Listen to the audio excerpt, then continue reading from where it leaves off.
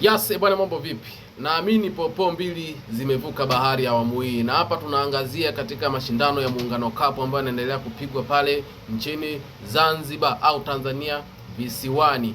Katika mashindano ya Muungano Cup tayari Yanga pamoja na Azam tayari wameshacheza mchezo mmoja na kuibuka na ushindi.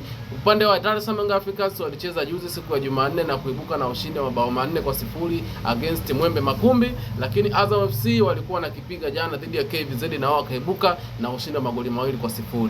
Habari kubwa zaidi ni katika mashindano ya Muungano Cup ambapo leo siku ya Alhamis basi mnyama Simba Sports Club hapo uwanjani nao wakiwa wanakipiga katika mashindano hayo. Lakini kubwa zaidi ambayo tunaenda kukuangalizia ni kwamba katika mashindano ambayo yanaendelea, basi siku ya tarehe 25 April 2026 wanaenda kukutana baina ya Dar es Salaam Africans against Azam FC. Hii ni Dar es Salaam Derby ambayo inaenda kupigwa visiwani Zanzibar. Na katika mchezo ambao tunausubiria kwa hamu, basi tunakwambia ni Derby ya Dar es Salaam ambapo Azam FC na mwenzi Young Africans wanaenda kukutana na kuoneshana ubabe ule ambao waga wanaoshaga katika mashindano ambayo yanachezeka katika Tanzania bara.